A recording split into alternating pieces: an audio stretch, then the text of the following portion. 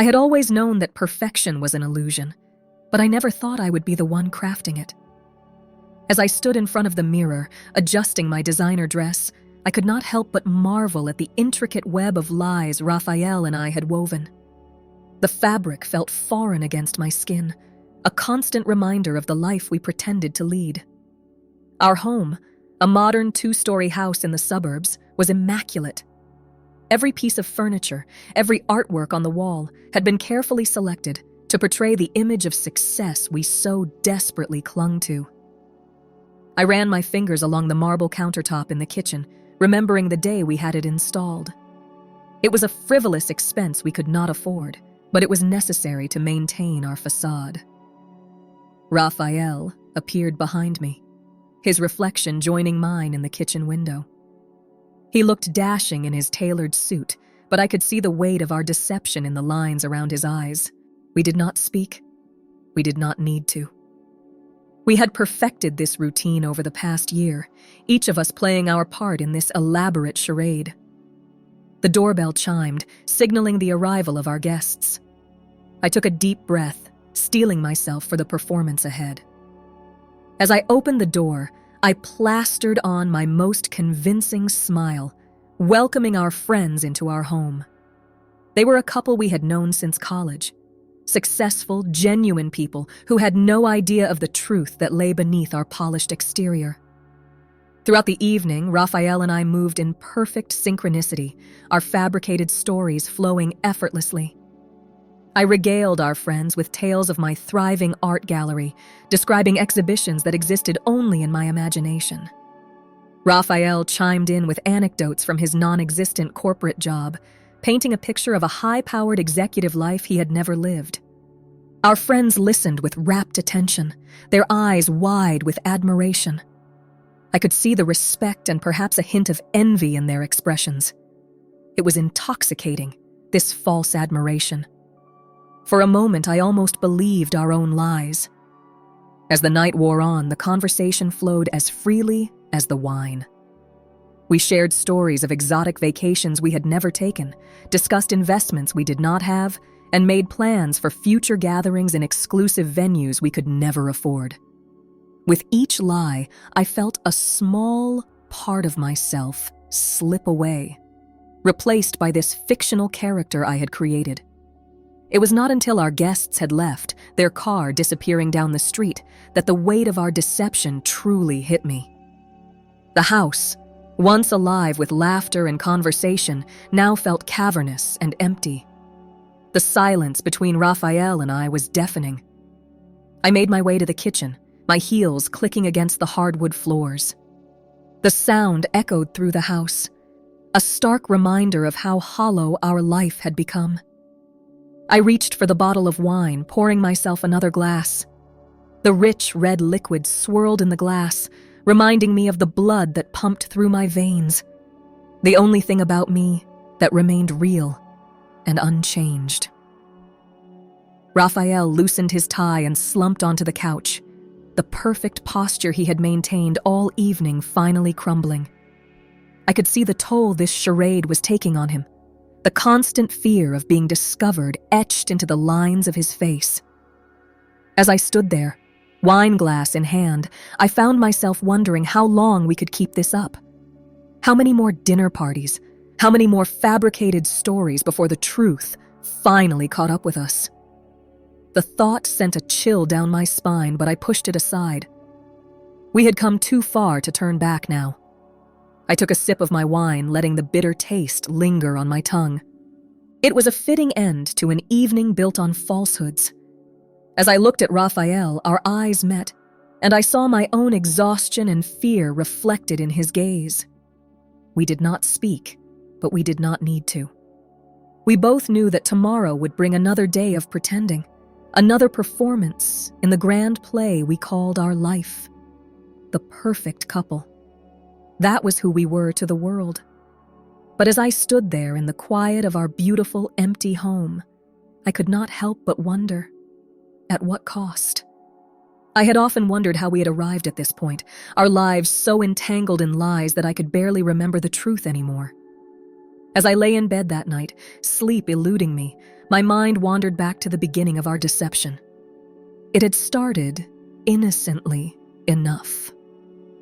Raphael had lost his job as an executive in a prestigious firm.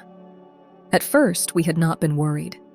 He was talented, experienced, and well-connected. We had been certain he would find another position quickly. But weeks turned into months, and the rejections piled up. I watched as the light in his eyes dimmed with each passing day, his confidence eroding like sand in an hourglass. I had my own dreams once. I had wanted to be an artist, to create beauty that would touch people's souls. But dreams do not pay bills, and with Raphael's unemployment stretching on, I had no choice but to set aside my brushes and canvases.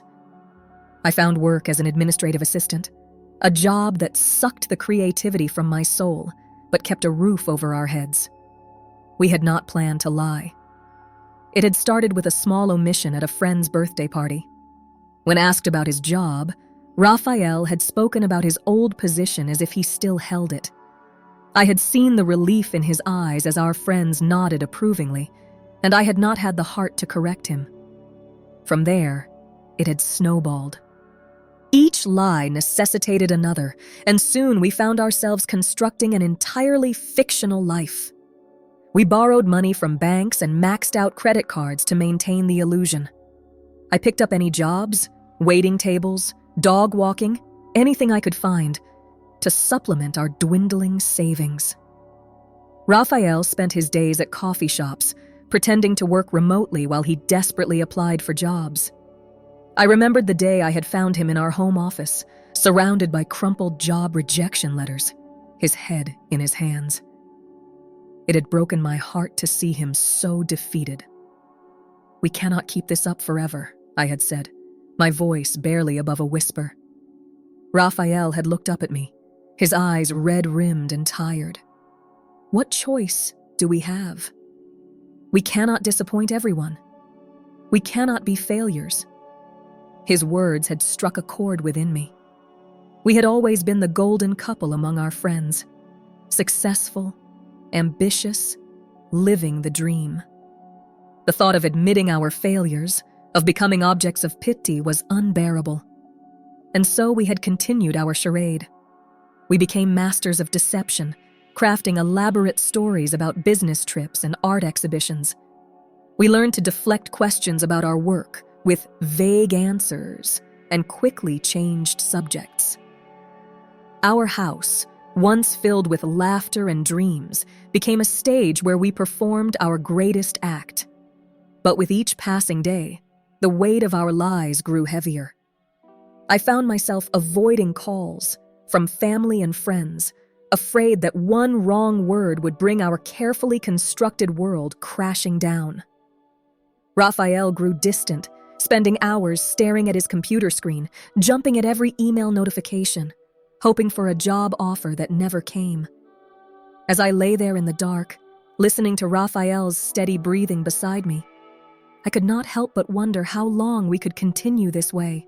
The stress was eating away at us, corroding the love and trust that had once been the foundation of our relationship.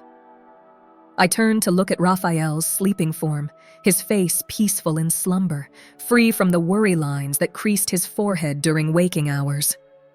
I longed to wake him, to confess my fears and doubts, to find a way out of this maze of deceit we had created. But I did not. I knew that in the morning we would don our masks once again, stepping out into the world as the perfect, successful couple everyone believed us to be. As the first light of dawn crept through our curtains, I closed my eyes, willing sleep to come. Tomorrow would be another day of pretending, another day of living a life that was not ours. And as much as I wanted to break free from this web of lies, I did not know how. The truth, I feared, might destroy us more thoroughly than any lie ever could. I had always believed that the truth would set us free, but I never imagined it would come crashing down on us like this. The day had started like any other, with Raphael and I playing our well-rehearsed roles. But as the sun set I realized that our carefully constructed facade was beginning to crumble. It had been a Tuesday evening when the first crack appeared. I had taken on a catering job at a local art gallery, ironically the kind of place where I had once dreamed of showcasing my own work. As I moved through the crowd with a tray of champagne flutes, I spotted her, Sarah, one of my closest friends from college.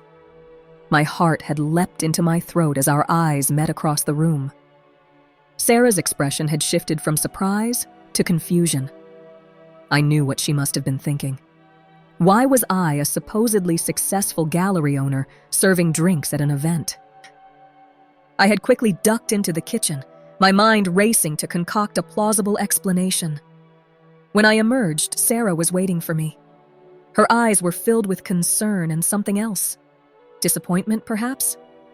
"What is going on, Camila?" she had asked, her voice low. "Why are you working here?" I had fumbled through an explanation about researching the competition, about wanting to understand the art world from all angles.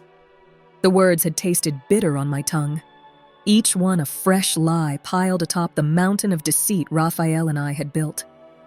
Sarah had not looked convinced, but she had not pushed further.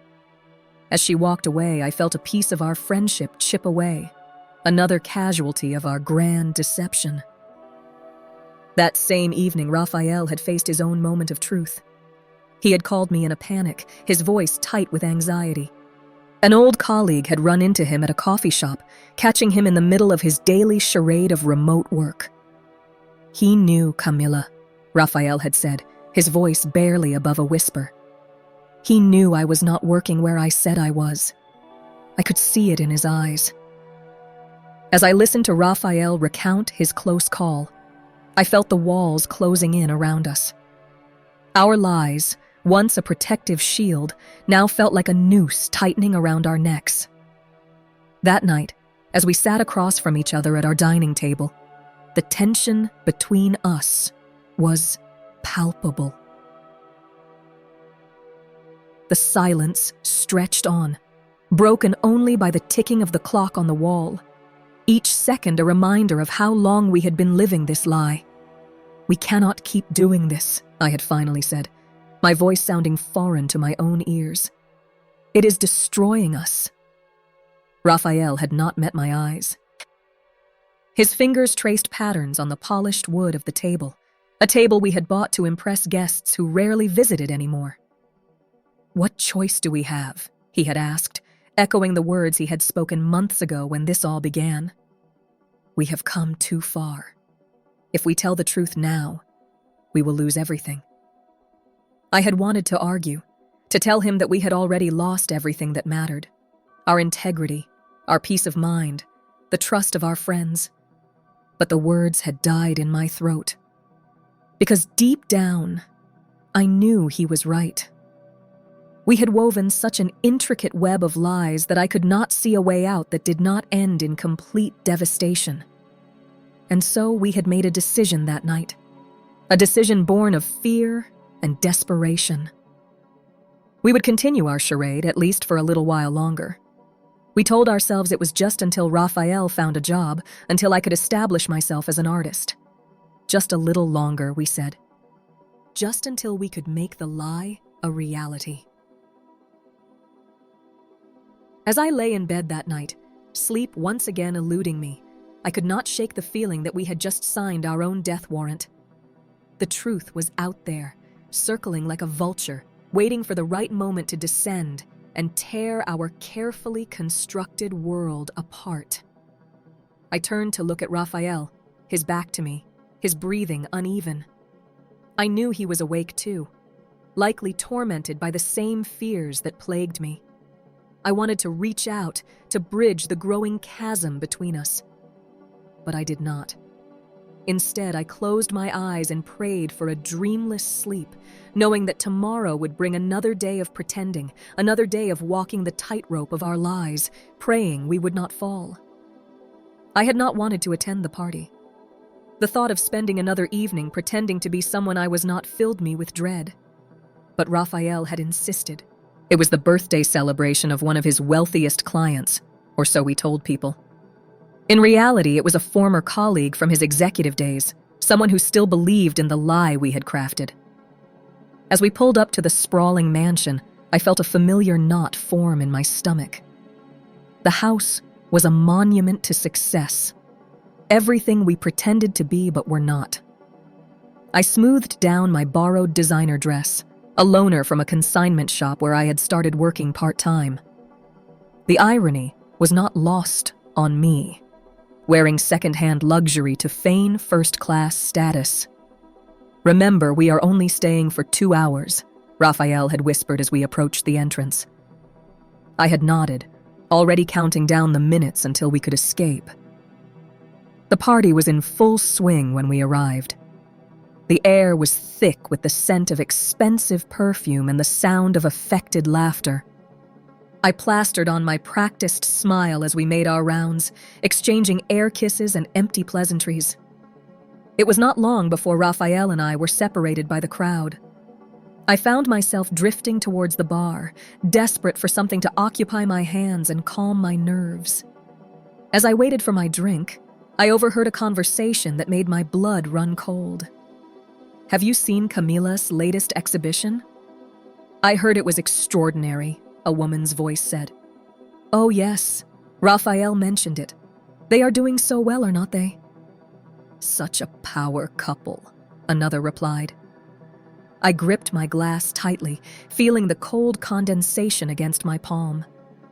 The lies we had told were taking on a life of their own, growing and evolving beyond our control. I wanted to scream, to confess, to end this charade once and for all. But instead, I took a large sip of my drink and slipped away, the weight of our deception pressing down on me. On the other side of the room, Raphael was facing his own crisis. I watched from afar as he engaged in conversation with a group of men in expensive suits. Even from a distance, I could see the tension in his shoulders, the forced nature of his smile. Later, he would tell me what had transpired. One of the men, impressed by Raphael's fabricated success, had offered him a job. A real, high-paying position that aligned perfectly with the career we had invented for him. It should have been a dream come true, the solution to all our problems. Instead, it was a nightmare, an opportunity built entirely on lies. As the party wore on, I found myself on the terrace, seeking refuge from the suffocating atmosphere inside. The cool night air was a welcome relief, but it did little to ease the turmoil in my mind. I stared out at the manicured gardens, illuminated by strategic lighting, and felt a profound sense of loss. When had we strayed so far from who we truly were? Raphael found me there, his face ashen. Without a word, he took my hand, and I knew it was time to leave. We made our excuses and left, the sounds of the party fading behind us as we drove home in silence. Back in our house, the one we could barely afford, we sat on opposite ends of the couch, the space between us a chasm of unspoken words and suppressed truths. The ticking of the clock on the wall seemed deafening in the silence. "We cannot do this anymore," I had finally said, my voice barely above a whisper. Raphael had nodded, his eyes fixed on some point in the distance. "I know," he had replied, his voice hollow. "We did not sleep that night. Instead, we talked. Really talked. For the first time in months. We confronted the ugly truth of what we had become, the toll our lies had taken on our relationship, our friendships, our very sense of self. As the first light of dawn crept through our windows, we had made a decision. It was time to face the music, to strip away the facade and reveal our true selves, no matter the consequences. I wish I could say I felt relief at this resolution, but all I felt was fear. Fear of judgment, of disappointment, of failure. But beneath that fear was something else, a tiny spark of hope. Hope that maybe, just maybe, the truth could set us free after all. I had always imagined that the moment of revelation would be dramatic. A grand confession at a party, perhaps, or a tearful breakdown in front of our closest friends. Instead, it began with a simple phone call on a Tuesday afternoon. I had been at my part-time job at the consignment store when I made the decision. My fingers trembled as I dialed my parents' number, my heart pounding so loudly I was sure the customers could hear it. When my mother answered, her voice warm and familiar, I nearly lost my nerve. "Mom," I had said, my voice barely above a whisper, "I need to tell you something." The words had poured out of me then, a torrent of truth that I could not stop if I had tried. I told her everything, the lost jobs, the mounting debt, the elaborate lies we had constructed. By the time I finished, my cheeks were wet with tears and my throat was raw. The silence on the other end of the line had stretched on for what felt like an eternity. When my mother finally spoke, her voice was thick with emotion. "Oh, Camila," she had said, "why did not you tell us sooner?" That night, Raphael and I sat down and made a list of everyone we needed to come clean to. It was longer than I had expected, a stark reminder of how far-reaching our deception had become. We decided to tackle it person by person, face to face where possible. The reactions varied. Some were shocked, others angry. A few, to my surprise, admitted they had suspected something was amiss. Our friend Sarah, the one who had seen me working at the gallery, had hugged me tightly and whispered, "I am just glad you are okay." Not everyone was so understanding. We lost friends, people who felt betrayed by our lies or who simply could not reconcile the image they had of us with the reality. Each loss stung, but I found I could bear it better than the weight of our previous deception. The hardest conversation had been with Raphael's former colleague, the one who had offered him the job at the party. Raphael had gone alone to meet him, insisting it was something he needed to do by himself. He had returned hours later, his eyes red-rimmed but his shoulders straighter than I had seen them in months. He was angry, Raphael had told me, sinking onto the couch beside me. But in the end, he said he respected my honesty. He cannot give me the job he offered, but he is going to put me in touch with someone who might have an entry-level position available.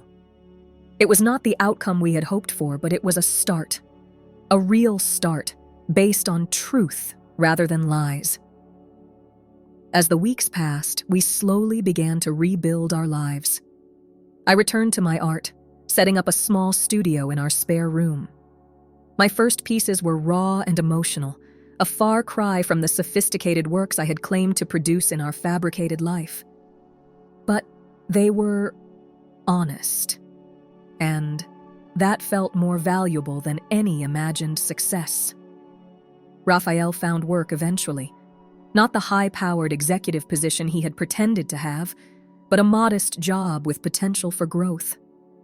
I could see the relief in his eyes each day when he came home, no longer burdened by the need to invent stories about his day. Our life became simpler out of necessity. We sold the house we could not afford and moved into a small apartment. We learned to budget, to live within our means. It was not easy, and there were days when I longed for the illusion of luxury we had once maintained. But there was a freedom in this new simplicity that I had not expected. 6 months after our confession, we hosted a small dinner party in our new home. As I looked around the table at the faces of those who had stood by us, I felt a warmth in my chest that had nothing to do with the wine we were drinking. This gathering was modest compared to our previous soirees, but it was real. Every laugh, every conversation was genuine. Later that night, as Raphael and I cleaned up the kitchen together, he paused and turned to me. "Are you happy?" he asked, his eyes searching mine. I considered the question carefully. Our life was not perfect. We still struggled, still had moments of doubt and fear. But beneath it all was a solid foundation of truth that we had been missing for so long. "Yes," I replied, realizing as I said it that it was true. I am. Raphael smiled, a real smile that reached his eyes in a way I had not seen in years. He pulled me close, and as we stood there in our tiny kitchen, surrounded by the remnants of a modest but joyful evening, I felt something I had not experienced in a long time: peace. The road ahead was still uncertain, but for the first time in years, I was not afraid to face it. We had weathered the storm of our own making and emerged, battered but whole, on the other side. Whatever came next, we would face it together, with honesty and courage. And that, I realized, was worth more than any lie we had ever told.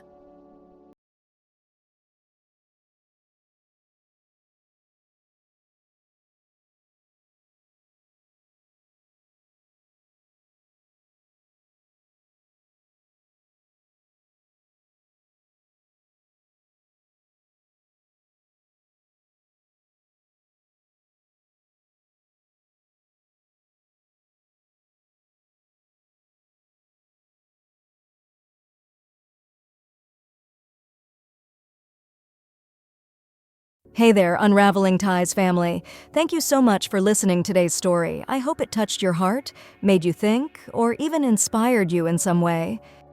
We would love to hear your thoughts and feelings about this story. Don't be shy. Leave a comment below and share your perspective with our community. Your voice matters to us. If you enjoyed today's story and want to be a part of our journey as we unravel the complexities of human relationships, be sure to hit that subscribe button and turn on notifications. That way, you'll never miss a new story. We're always eager to explore new angles and dive into the themes that resonate with you the most. So tell us, what kind of stories would you like to see in upcoming episodes? Your input helps us create content that you'll love. And hey, if today's story reminded you of a personal experience or a tale you'd like to share, we're all ears. Feel free to share your own stories in the comments. Who knows, your story might even inspire a future Unraveling Ties episode. Once again, thank you for being a part of the Unraveling Ties family. Your support means the world to us. Don't forget to hit the subscribe button. Until next time, keep embracing the ties that bind us and never stop exploring the depths of the human heart. See you in the next video.